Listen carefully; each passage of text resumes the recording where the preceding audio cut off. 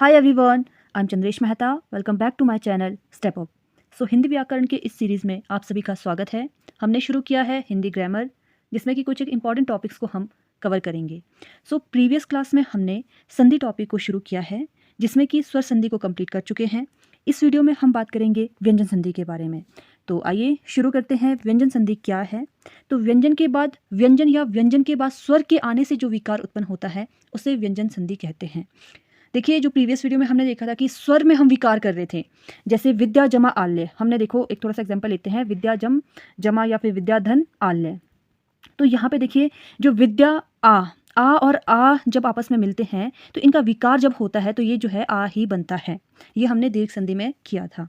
तो विद्या धन आल्य क्या होता है? विद्यालय। यहाँ पे आ क्या है? आ क्या है? स्वर है। तो स्वर का आपस में जब मेल करवाते हैं तो उसके विकार, जो इस तरह से जो विकार हो रहा है वो हमने देखा स्वर संधि में।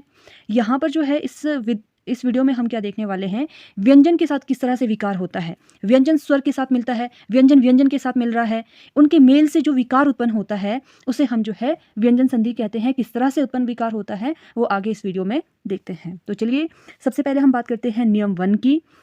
देखिए, यदि किसी वर्ग के पहले वर्ण क च ट त प, देखिए क्वर्ग हमने किया था, प्रीवियस वीडियो में भी देखा था, क्वर्ग, च्वर्ग, ट्वर्ग, त्वर्ग और पुवर्ग। इसका क्या है? क ख ग घ न, च छ ज झ य, ट ठ ड ढ न, त थ द ध न, प फ ब भ म। तो इन वर्गों के जो पहले वर्ण है, जो कि है क है, च है, ट है, त है, प है, ये इन वर्गों के पहले वर्ण है। तो रूल 1 कहता है कि यदि किसी वर्ग के पहले वर्ण के बाद किसी भी वर्ग का तीसरा चौथा वर्ण आता है, या फिर य र ल व आते हैं, या कोई भी स्वर आता है, तो पहला जो वर्ण है वो अपने तीसरे वर्ण में परिवर्तित हो जाता है। ये कहता है पहला रूल।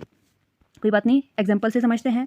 तो देखिए, हमने क्या कहा कि यदि पहले वर्ग के जो पहले वर्ण है क च ट त प, इसके बाद यदि किसी भी वर्ग का तीसरा वर्ण आता है या चौथा वर्ण आता है, तीसरा वर्ण कौन सा हो गया? क ख ग, तो ग तीसरा है, घ तीसरा, चौथा वर्ण है। अगर क च ट त के बाद तीसरा या चौथा वर्ण आता है, या फिर इसके अलावा य र ल व आते हैं, ये नहीं आ रहा है, या इसके अलावा कोई स्वर ही क्यों ना आता है, तो जो ये क च ट त प है ये अपने तीसरे वर्ण में कन्वर्ट हो जाता है। बहुत इंपॉर्टेंट यहाँ से जो है क्वेश्चन बनता है, पूछा जाता है। देखते हैं, एग्जाम्पल देखते हैं। जैसे उदाहरण के लिए हम देख सकते हैं, जैसे वाक जमा ईश, वाक धन ईश है। देखो क है, क क्या एक व्यंजन है, व्यंजन का मेल किसके साथ करना है? स्वर के साथ करना है। तो व्यंजन स्वर के साथ मिल रहा है, तो अभी हमने देखा कि कोई भी व्यंजन मतलब पहले वर्ग का क है, च है, ट त प है, अगर उसका मेल जो है स्वर के साथ हो रहा है तो वो अपने तीसरे वर्ण में कन्वर्ट हो जाएगा। तो क जमा स्वर, तो क जो है अपने किसके उसमें कन्वर्ट हो जाएगा? अपने तीसरे वर्ग, अपने वर्ग के तीसरे वर्ण में कन्वर्ट हो जाएगा। तो हम लिखते हैं क ख ग, तो जो क है वो कन्वर्ट हो जाएगा ग में, ग में, इसलिए वाक जमा ईश का क्या होगा? वागीश। उसी तरह अच जमा अंत, देखो अच जमा अंत, च छ ज, च भी क्या है? पहला वर्ण है। अब जो पहला वर्ण है और अंत है, अंत में अ क्या है? स्वर है। अब च धन स्वर, च में किसके साथ मेल हो रहा है? स्वर के साथ मेल हो रहा है, तो अगेन जो पहला वर्ण है वो कन्वर्ट हो जाएगा तीसरे वर्ण में। तो च छ, च के बाद छ, छ के बाद ज, तो च कन्वर्ट हो जाएगा ज में। तो इसलिए इसका अच जमा अंत का हो जाएगा, अचंत नहीं होगा, ये क्या होगा? अजंत होगा, क्योंकि पहला जो वर्ण है वो अपने तीसरे वर्ण में कन्वर्ट हो जाता है। इसी तरह ट जमा य, अभी हमने देखा कि क च ट त प में आप जो है तीसरा और चौथा वर्ण के अलावा य र ल व भी अगर आए तब भी वो अपने तीसरे वर्ण में कन्वर्ट हो जाता है। तो आप देख सकते हैं ट के बाद क्या है? य है। तो षट धन योग, षट धन योग, य आ रहा है, ठीक है, और पहला वर्ण आ रहा है, तो ये ट जो है अपने ट ठ ड, तो पहला वर्ण अपने तीसरे वर्ण में कन्वर्ट हो जाता है, तो ट कन्वर्ट होगा ड में। तो इसी तरह से षट धन योग होगा षड योग। सत्य जमा आचार बहुत बार पूछा जाता है। सत्य धन आचार क्या होता है? सदाचार होता है। त अपने तीसरे वर्ग में कन्वर्ट हो जाएगा, तीसरे वर्ण में कन्वर्ट हो जाएगा, त थ द, तो द में कन्वर्ट हो जाएगा, क्योंकि यहाँ पे क्या है? एक स्वर है, तो सदाचार हो जाएगा। इसी तरह आप दिक जमा अंत, दिगंत हो सकता है। दिक जमा गज, दिग्गज है। दिक जमा दर्शन, दिग्दर्शन है। दिक जमा अंबर, दिगंबर है। ऋक जमा वेद, ऋग्वेद है। दिक जमा विजय, दिग्विजय है। ठीक है, तो इस तरह से आप उदाहरण देख सकते हैं व्यंजन संधि के। ये बहुत इंपॉर्टेंट है, आपने याद रखना है। पहले वर्ण अपने तीसरे वर्ण में कन्वर्ट होगा यदि पहले क च ट त प के बाद स्वर आता है, य र ल व आता है, या तीसरा या चौथा वर्ण आता है, तीसरा या चौथा वर्ग आता है, तो ये अपने कन्वर्ट हो जाता है तीसरे वर्ण में। I hope this is clear to all of you. Next नियम की बात करते हैं। दूसरा नियम है, वर्ग के प्रथम वर्ण के बाद यदि किसी भी वर्ग का पांचवा वर्ण आए तो प्रथम वर्ण अपने पांचवें वर्ण में बदल जाता है। कहने का मतलब है उसका अनुस्वार हो जाता है।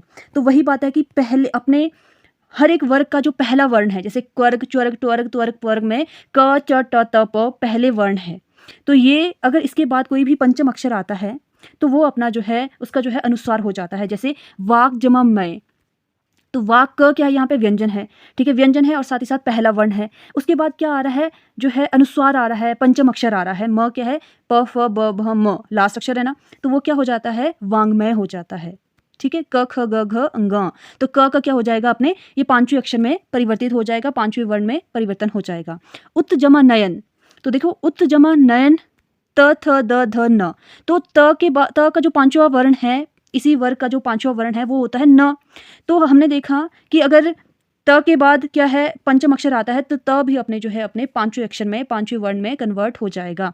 इसलिए उत जमा नयन का क्या होगा, उन्नयन। षट जमा मास, ट, ठ, ड, ढ, ण, तो षण्मास। इस तरह से जगत जमा नाथ बहुत बार पूछा जाता है, इंपॉर्टेंट मार्क कीजिए। जगन्नाथ क्यों होगा, त, थ, द, ध, न, त अपने जो है पांचवें अक्षर में कन्वर्ट हो जाएगा, इसलिए जगत जमा नाथ का होगा जगन्नाथ। सम जमा मति, सम्मति।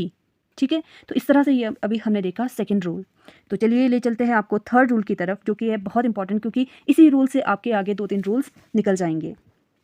तो नेक्स्ट रूल है आपका त संबंधी रूल। देखिए, त अगर आपका आ रहा है, त व्यंजन अगर बीच में आ रहा है, ठीक है, उसके बाद च, छ आता है, ज, झ आता है, ट, ठ आता है, ड, ढ आता है, या ल आता है, तो देखिए च, छ में च पहले आता है, ज, झ में ज बड़ा है पहले आता है, ट, ठ में ट बड़ा है, ड, ढ में ड है, ल है। ठीक है, तो याद रखना त के बाद यदि च, छ आता है तो त कन्वर्ट होगा च में।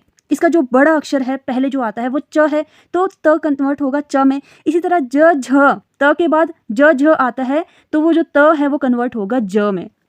सिमिलरली त के बाद ट, ठ आएगा तो जो त है वो कन्वर्ट होगा ट में, जो इसका सबसे पहला वर्ण है। सिमिलरली त के बाद ड, ढ आता है तो त कन्वर्ट होता है आपके ड में, त के बाद ल आता है तो त कन्वर्ट होता है आपके ल में। कोई बात नहीं, एग्जाम्पल से हम समझते हैं अच्छे से। ठीक है, तो ये समझिए आप, बस इस जो आपके सामने स्लाइड ओपन है उसको अच्छे से माइंड में रखिए। ये जो है जितने भी आगे आने वाले 3-4 रूल्स हैं इसी से कवर हो जाएंगे।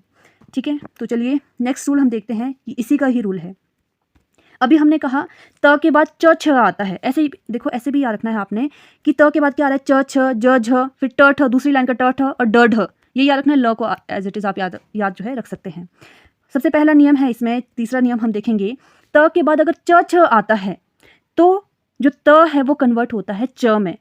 ठीक है, त के बाद ल आता है तो अभी हमने देखा त भी किस में कन्वर्ट होता है, आपके ल में कन्वर्ट होता है। एग्जाम्पल देख सकते हैं, शरत जमा चंद्र, त के बाद च आ रहा है, ठीक है, च या छ में से कुछ भी आ रहा है तो त अपने च में कन्वर्ट हो जाता है, तो ये हो जाएगा शरद चंद्र। त का जो है यहाँ पे च में कन्वर्ट हो रहा है। उत जमा चारण, त जो है अपने च में कन्वर्ट होगा उच्चारण। सत जमा चरित्र, त जो है अपने च में कन्वर्ट होगा सच्चरित्र। इसी तरह आप देख सकते हैं त के बाद अगर च, छ आता है तो भी क्या होगा, किस में कन्वर्ट होगा, त अपने च में ही कन्वर्ट होगा। तत् जमा छात्र, तच्छात्र, त जो है अपने च में कन्वर्ट हुआ है। उसी प्रकार हमने देखा त के बाद यदि ल आता है तो त अपने ल में कन्वर्ट हो जाता है। उत जमा लास बहुत इंपॉर्टेंट है, ये आपका इंपॉर्टेंट बनता है। उत जमा लास, उल्लास, ठीक है, क्योंकि त आपका किस में कन्वर्ट हुआ है, ल में कन्वर्ट हुआ है। त के बाद जो है ल है तो त जो है अपने ल में कन्वर्ट होता है। तत् जमा लीन, तल्लीन। उत जमा लेख, त जो है अपने ल में कन्वर्ट होगा उल्लेख। ठीक है, ये था आपका तीसरा नियम। नेक्स्ट है आपका चौथा नियम, क्या कहता है, यदि त के बाद द भी आप याद रख सकते हैं। वैसे आप त याद रखना है तो आप त ही याद रख लीजिए, क्योंकि त जो है बहुत बार पूछा जाता है। देखिए, त के बाद यदि ज, झ आता है तो त अपने किस में कन्वर्ट होगा, ज में कन्वर्ट होगा। ज, झ में ज बड़ा है ना पहले आता है, तो ज, जैसे कि च, छ में त के बाद, इससे पहले रूल क्या देखा, त के बाद क्या था, च, छ, सॉरी, त के बाद क्या था, च और छ आता है तो त अपने जो है च में कन्वर्ट होता है। इसी तरह से त, द के बाद यदि ज, झ आता है तो त अपने ज में कन्वर्ट होता है। सिमिलरली त, द के बाद ट, ठ आता है तो त और द अपने ट में कन्वर्ट हो जाता है। सिमिलरली त, द के बाद या त के बाद ढ, ढ होता है तो जो त है आपका वो आपके ड में कन्वर्ट होगा, जो सबसे पहला वर्ण है, जो सबसे बड़ा है या फिर आपके पहले आता है उसमें कन्वर्ट होता है। जैसे एग्जाम्पल से देख सकते हैं कि त के बाद यदि ज झ आता है तो त अपने किस में कन्वर्ट होता है, पहले वाले में, मतलब ज में कन्वर्ट होगा।